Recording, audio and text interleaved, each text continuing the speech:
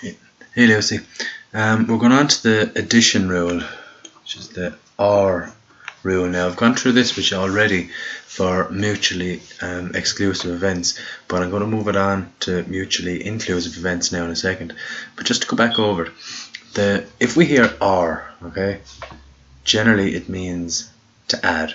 So if we look here, mutually exclusive events, now that's events that cannot happen together. Okay, here's a mutually exclusive event. Find the probability of rolling a 2 or an odd number on a dice. Okay, well if we look at the numbers 2, 3, 4, 5, 6. Well, there's the 2. Okay, so we can roll the 2 or an odd number. Well, here's the odd numbers, there, there, and there. So in one roll we can't actually get an odd number and a 2 at the same time. Okay, so that's what mutually exclusive events, what it means is that the event can't happen together. So with one roll of a dice, it's not possible for me to roll a 2 and an odd number, okay, because they're different things. Okay, so in mutually exclusive events, here's our formula, and it's the probability of an event or another event equals the probability of the event plus the probability of the other event. So what I mean by that is the probability of, in this case, rolling a 2 would be A, or an odd number, which would be B, and R is plus. The probability of this event or this happening is the probability of A plus the probability of B. So here we go. So it's the probability of A plus probability of B. Well, let's get the probability of A first. So the probability of rolling a 2, well, total number of outcomes, 1, 2, 3, 4, 5, 6. Number of successful outcomes, well, there's only 1, 2. So the chances of rolling a 2 are 1 in 6. We go then to B, the probability of rolling an odd number. Well, if we look, there's 1, 2, 3 odd numbers, and there's 6 in total. So 6 possible outcomes, 3 successful outcomes.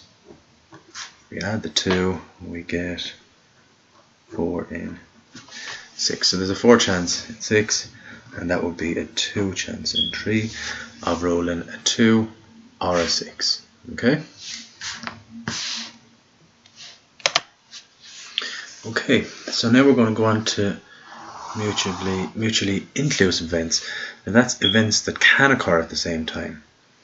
And that's the probability of A, or the probability of B, equals probability of A plus the probability of B minus the probability of A and B. And we learned already that if we're looking for AND in probability, it means multiply, okay? So let's look at this one. It says find the probability of rolling a 2 or an even number. Well, let's list them out again.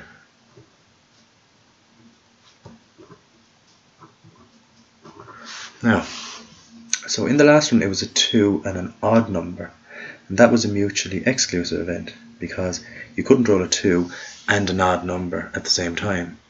But in this case it's a 2, okay, so that's A we call, and the even number we call B. Now, is there a possibility of rolling a 2 and an even number at the same roll? So when I roll the dice, can I get a 2 and an even number? Okay, so can both of these occur at the same time? Let's see. There's 2, so there's my 2, and now the even numbers. Well, here's even again, and here is even, and here is even. So if I actually roll my dice and I get a 2, I'm going to be after rolling an even number and a 2. Now that means it's a mutually inclusive event. These 2 things happened at the same time. If that's the case, then I have to use this formula. Okay, so here we go.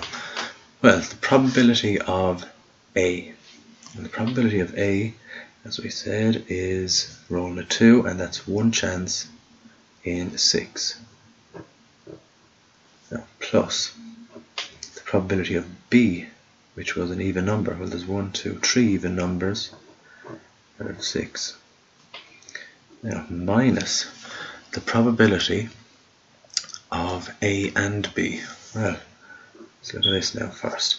A is that, and means multiply, and B is 3 over 6. Okay, so let's keep going with that. Well, we'll do this bit first. We have, and you would do this on a calculator, but let's just do it by hand. So we've 1 over 6 plus 3 over 6 is 4 over 6 minus, now let's sort out this. So if we multiply the two of them together, we'll get 3 over 36. So it's this minus this, and well, I'm just going to change this into a common bracket, which is 24 over 36. Okay, that I'm just going to change this into a 36, and I will have the 3 over 36 here, which is 21 over 36. So the chances, or the probability of rolling a 2 or an even number is this. Now again, you do that on the calculator. Okay, so now we're going to use our knowledge of probability to answer some questions on Venn diagrams. This here's the sample on page 26, so I'll just go through it with you, Lucy. So they tell us that there's 50 pupils in a group, and here's the Venn diagram to show that 20 of the pupils take maths, 12 take science, 4 take none, and X, so an unknown number, take both. Now what they ask us to do is find the value of X. Well, nothing to do with probability. All this has to add up to 50, so we have 20 and 12 and 4, and the remaining bit to make up 50 has to be what X is. So we say it's 32, 36, so it's 40, so X is 40. Okay, there you go. Now, they ask us now to find the probability that the person chosen at random takes both subjects. Okay, well, how many take both subjects? Well, this is the bit here, it's both subjects. So there's 14 people take both. So the way we look at it is we put the number of successful options over the total number of options. So there's 50 students altogether, but 14 of them take both, and that will give us 7 out of 25. Okay, so that's part 2. That was part 1. The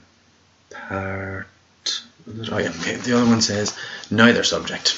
And again, we look at the Venn diagram. Neither, 4 out of 50, which is 2 out of 25. Okay. The next bit. How many students, or find the probability of getting a student that takes science but not maths. Science but not maths. So there's the science.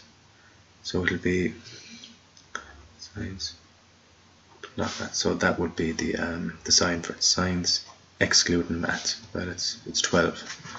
Okay, so that's 12 over 50, which equals 6 over 25. Okay, and the next bit then. The next bit asks us to find the probability of getting a student that takes science or maths or both. So we're getting the OR rule here. Okay, so we'll be using our OR rule here, which is plus Okay, so if we look at this, well, the probability of science is 12 over 50. Probability of maths is 20 over 50. And the probability of both, we found it over here, is 14 out of 50.